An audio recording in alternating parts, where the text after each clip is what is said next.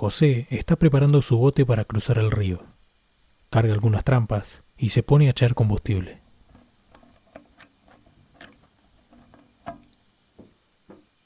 A punto de darle marcha al motor, comienza a oír las palas de un helicóptero que se acerca.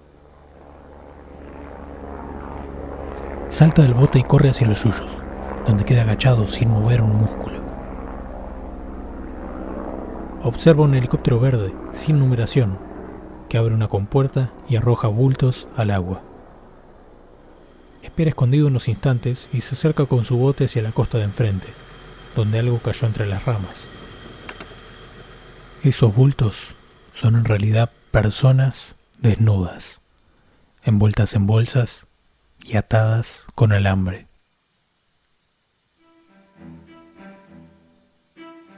La última dictadura argentina fue sin dudas la peor de la que se haya tenido registro en nuestra historia. Una maquinaria del terror que fue perfeccionando su accionar para cometer los crímenes más sádicos bajo la excusa de combatir en una lucha interna. Robos, torturas, secuestros, asesinatos y desapariciones de personas. Como entrerriano siempre me contaron que estas cosas no pasaban acá, que eran cosas de la capital. Hoy sé que nuestra zona era uno de los lugares elegidos para arrojar personas en los famosos vuelos de la muerte.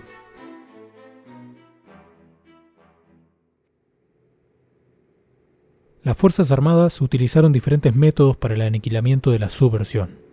Muchas veces las propias torturas conducían a la muerte. Algunos eran ejecutados bajo enfrentamiento fraguado, que no era más que tiroteos falsos en lugares transitados para justificar la aparición de cadáveres ante los vecinos y la prensa. Muchos cuerpos fueron enterrados en fosas CNN y escondidos en barriles de 200 litros repletos de cemento. Pero el método de desaparición más eficaz y práctico fueron los vuelos de la muerte. ¿En qué consistían los vuelos de la muerte? Los prisioneros de los centros clandestinos de detención y tortura eran subidos a aviones y helicópteros para ser arrojados en lugares donde se suponía no serían encontrados. Se les decía que se trataba de un traslado, que terminarían yendo al sur. La cruda realidad era que se les aplicaba a cada uno un sedante, se los desvestía y se los llevaba a las aeronaves para ser arrojadas vivas al mar o al río. Luego de la vuelta de la democracia, en un clima de mucha conflictividad social y levantamientos armados por parte de las fuerzas, se promulgaron dos leyes que iban a ser recordadas como las leyes de impunidad. La ley Punto Final fue promulgada en 1986 y permitió frenar los procesos judiciales llevados a cabo contra la Junta Militar, donde se los iba a responsabilizar por el delito de desaparición forzada de personas. Por otro lado, la Ley de Obediencia Debida consideraba que los delitos cometidos por oficiales jefes, subalternos, suboficiales y demás personal de las Fuerzas Armadas, policiales y penitenciarias no eran punibles por haber actuado por orden de un superior. Es bajo la presidencia de Néstor Kirchner cuando las leyes de impunidad fueron derogadas y para el año 2005 la Corte Suprema las declaró inconstitucionales, lo que permitió la reapertura y el inicio de nuevos juicios por crímenes cometidos en las épocas de la última dictadura.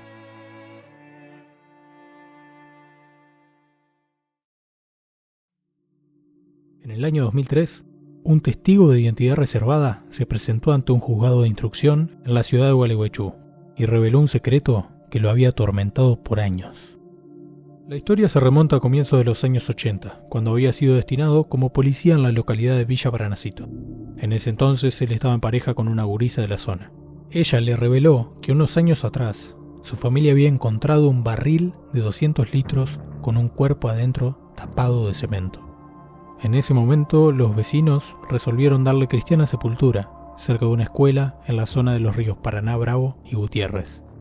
A pesar del relato de este policía, la justicia no pudo avanzar en ese momento, debido a que la exnovia del testigo negó los hechos al momento de declarar.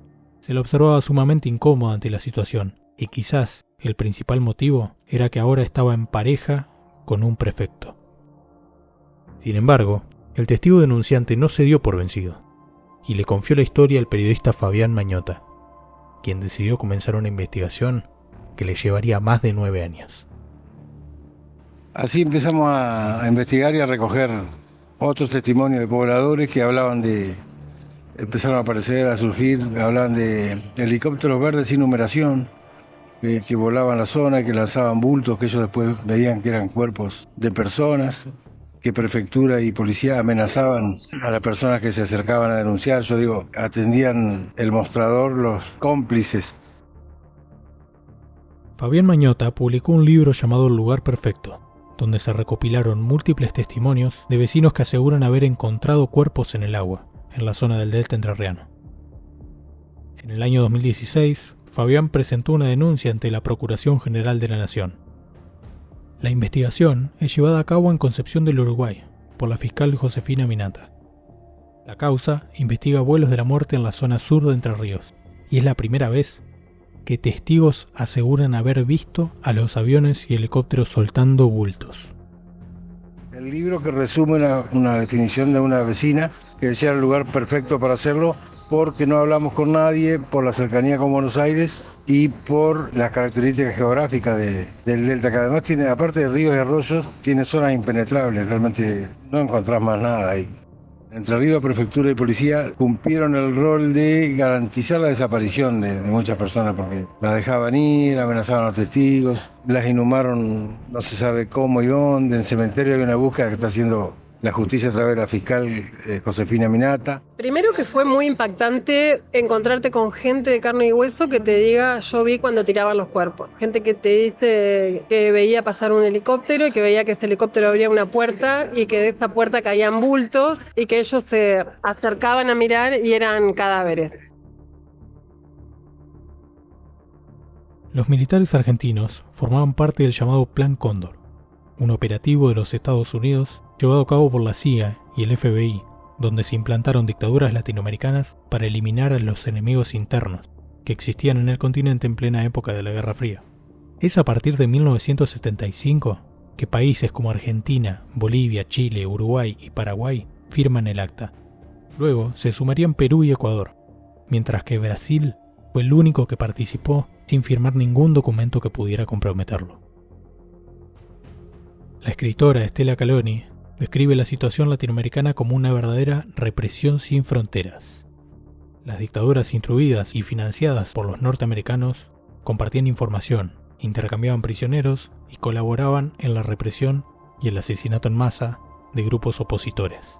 Aunque formaban parte de un mismo operativo, en el Cono Sur las dictaduras adoptaron diferentes métodos para combatir a sus enemigos ideológicos.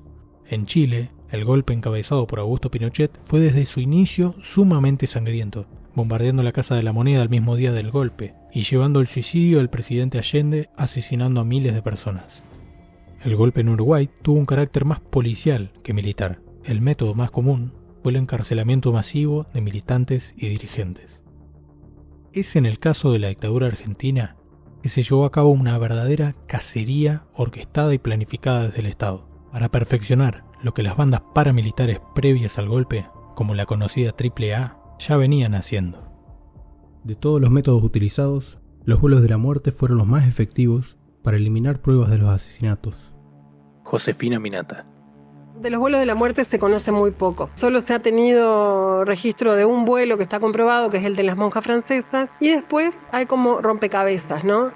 Por un lado, personas de los centros clandestinos que veían un primer tramo, que era la carga de las personas o el preparativo para que esas personas fueran trasladadas, que era lo que pasaba en el centro clandestino. Los llamaban por números, generalmente los miércoles, los cargaban en un camión, se sabía que ese camión iba a Aeroparque. Después hay testimonios que son soldados conscriptos que veían otro tramo, que era el tramo en que esas personas bajaban del camión en Aeroparque o en Campo de Mayo y eran subidas a un avión o a un helicóptero. Y después aparece esto que es completamente inédito para lo que son las causas judiciales, que es gente que dice yo vi el momento en que arrojaban cuerpos, ¿no? Son testigos también que tienen una característica. No son parte del sistema represivo en ningún sentido, es decir, no tienen un familiar desaparecido, no estuvieron presos, no son presos políticos y tampoco pertenecen a miembros de las fuerzas de seguridad. Con esto lo que quiero decir es que son testigos completamente objetivos, porque ellos no tienen, como podría pensarse de una víctima, una búsqueda de un sentido de justicia o tampoco una búsqueda de impunidad. Simplemente son personas que lo que vieron lo dijeron sin ninguna expectativa. El Premio Nobel de la Paz, Adolfo Pérez Esquivel, fue testigo de un vuelo intimidatorio por el delta entrerriano y cuenta cómo pudo observar los ríos de la zona y reconocerlos por haberlos navegado. El avión carretea, remonta vuelo y se dirige al Río de la Plata. En el Río de la Plata, como yo soy navegante, podía reconocer los lugares. El río Luján, el Paraná de Las Palmas, el Paraná Guazú, el Paraná Miní, la isla Martín García, la costa uruguaya. Entonces el avión comenzó a dar vuelta por todos lados. Yo no veía bien qué tenía porque estaba en el último asiento, ¿no? Estaba el oficial, había 3 suboficiales, el piloto y el copiloto. Veo que de un bolso saca una caja y comienza a manipular la caja. Era una inyección para después poder, una vez adormecido el prisionero, de ahí lo tiraban al mar. Cuando comienza a manipular, se le acerca el piloto y le dice: tengo orden de llevar al prisionero a la base aérea de Morón, el Palomar. El avión pega vueltas por ahí y va derecho a Morón. Uruguay comenzó a quejarse al Estado argentino por las apariciones de cuerpos en sus costas. Unos 7 casos registrados en Rocha, 9 cuerpos en Montevideo, 3 en Maldonado, 11 en Colonia. Todos ellos en los primeros meses luego del golpe. Según los registros, los cuerpos presentaban señales claras de violencia, muchos de ellos incluso maniatados. El lugar perfecto cuenta con el testimonio del uruguayo Leonel Álvarez Olivera, conocido como el Pampero, un vecino de La Paloma que fue detenido por haber dado aviso a la policía de los cadáveres que había encontrado en la costa.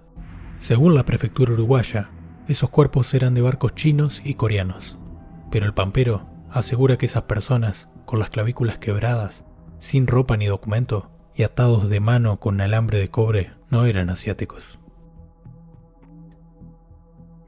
Para diciembre de 1976 fueron hallados 4 cadáveres en las costas de Punta Indio, provincia de Buenos Aires, una localidad que se encuentra justo enfrente de Montevideo. Se cree que los vuelos hacia el delta se dieron en un momento de traslado del escenario de operaciones, producto de esta queja por parte del gobierno uruguayo y las apariciones de personas en playas argentinas. Fabián Mañota. Yo sigo investigando que había estudios militares de las corrientes marítimas. Yo he contado hoy que gracias a una sudestada en la costa atlántica argentina apareció el cuerpo de Azucena Villaflor, porque si no existía esa sudestada, como tantos otros por ahí no la iban a encontrar más. Una de las 13 madres que el 30 de abril del 77 hizo la primera ronda en la Plaza de Mayo. ¿Por qué el delta como lugar para los vuelos? Mañota describe el lugar como un triángulo de las Bermudas, pero en Argentina. Se trata de una zona de poca densidad poblacional, con 2 características clave: cursos de agua profundos y torrentosos y tierras de mucha vegetación, que la vuelven inaccesibles. Son unas 300.000 hectáreas entre los ríos Gutiérrez, Paraná Bravo y Uruguay, que fueron el patio trasero de la dictadura. La zona del delta donde encontramos a Villa Paranacito es un humedal dulce acuícola, donde la principal actividad económica de la zona era la fruticultura, pero debido a las constantes inundaciones, se comenzó a darle más importancia a la forestación de álamos y sauces, en sintonía con el incremento de la industria papelera. La población pasó de 25.000 habitantes censados en 1947 a solo 3.000 o 4.000 personas para la década de 1980. El delta entrerriano está a unos 100 kilómetros de Capital Federal. En auto el viaje puede demorar, más si comprendemos que hace 50 años la infraestructura no era la misma que hoy. Sin embargo, en avión, ese recorrido tan solo demora 15 o 20 minutos. En Villa Paranacito existe una división muy clara entre la zona urbana y la poco poblada al sureste, donde los grupos de tarea arrojaban los cuerpos. Es una región donde prácticamente todas las familias poseen una embarcación, un terreno interrumpido por ríos y arroyos donde no se alcanza los 2 hogares familiares por kilómetro cuadrado. Podemos ubicar a Villa Paranacito en Entre Ríos, Nueva Palmira en Uruguay, y Punta Gorda, el punto cero del Río de la Plata, como un radio de apenas 40 kilómetros donde los pobladores se consideran vecinos aún teniendo banderas distintas. A continuación, recopilaremos algunos testimonios del libro El lugar perfecto. La isleña, Elena Gómez, era muy joven cuando pasaban los helicópteros por el delta. Recuerda que iban con bultos colgados de una soga y que volaban en diferentes horarios y en días distintos. Recuerda también que en esa época no se podía decir nada, algo que no se hablaba ni siquiera en la mesa de su casa. Fue una experiencia sorpresiva por un lado, porque me empecé a tomar dimensión de lo que había ocurrido, y apasionante, cautivante por el otro, por las cosas que estaba descubriendo. José Pereira, un testigo de la localidad uruguaya de Nueva Palmira, dio detalles del avistamiento de aviones y helicópteros que tiraban cuerpos al río Paraná Bravo. Detalló cómo uno de los helicópteros abría las compuertas y largaba bultos al agua que, según él, eran tipos desnudos envueltos en bolsas o frazadas y atados con alambres. Comentó que muchas veces el río crecía de noche, según la luna, y traía cuerpos muchas veces frescos, pero que ningún testigo se animaba a dar aviso por miedo a las represalias. Sí, el silencio, el miedo, yo creo que la mayoría de los testigos no daban el nombre, todavía. Dice, no debo, la hija le decía papá. Un policía que me contó datos después se frenó porque el hijo trabaja actualmente en la fuerza. No hay miedo a que lo maten, sino a otro tipo de represalias. Siendo una zona de islas donde todo se conecta navegando, existen las lanchas escuela, donde Roberto, uno de los conductores, detalla cómo se les ordenaba a los chicos agachar la cabeza y evitar mirar cuando pasaban aquellos aviones sobrevolando el Paraná Bravo. Él observó cómo caían bultos y golpeaban en el agua, en el monte e incluso en el techo de una casa. Todavía recuerda aquel viaje en el que lo sorprendió un cuerpo enganchado a un árbol.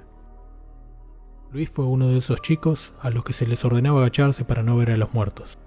Ese niño hoy es un hombre que nunca pudo olvidar aquel viaje por la zona hasta San Fernando, en Buenos Aires, cuando la lancha se alejó de unos cuerpos atrapados en una zona evidentemente playa del río. Recuerda que los cuerpos parecían estar de pie, asomando la cabeza y los hombros a la superficie. Cuando presenté el libro en Ibicuí, al lado de Parnasito, apareció una chica, estamos hablando hace 10 años creo, que iba al colegio, tenía 16.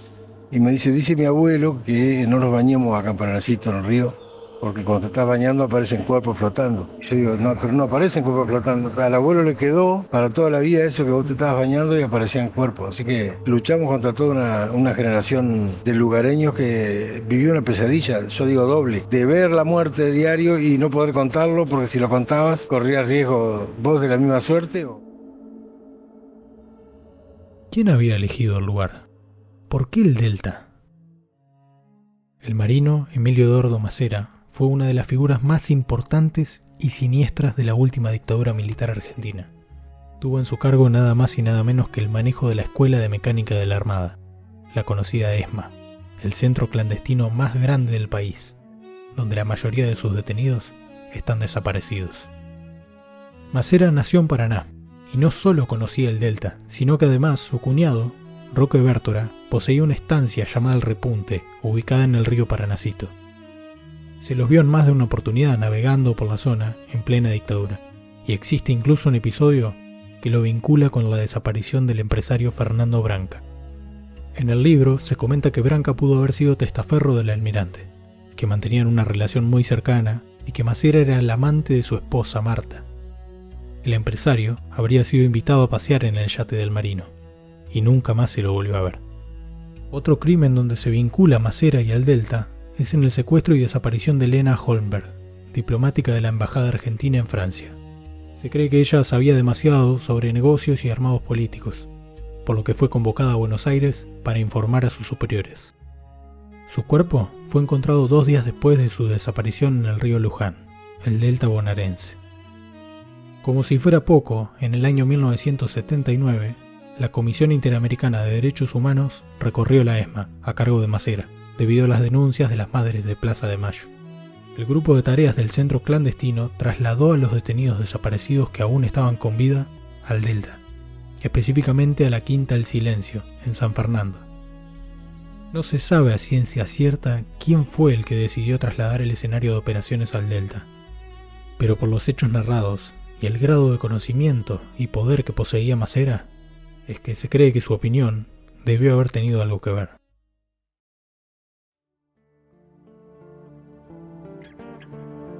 ¿Quiénes eran los responsables de los vuelos de la muerte? ¿Cómo se realizaban los vuelos? ¿Qué sabía la gente sobre los vuelos? ¿Por qué los testigos no contaban lo que veían? Estas son algunas de las dudas que trabajaremos en el próximo capítulo de Dictadura Argentina, vuelos de la muerte en el Delta Entrerriano. Pensado y producido por Tomás López, basado en una investigación del periodista Fabián Mañota. Edición de sonido y voz en off, Tomás López. Agradecimiento a Juan de Vega en edición de sonido, Camilo González Balducci en arte y edición y Jorge Jaunarena en dirección. Facultad de Periodismo y Comunicación Social, Universidad Nacional de La Plata.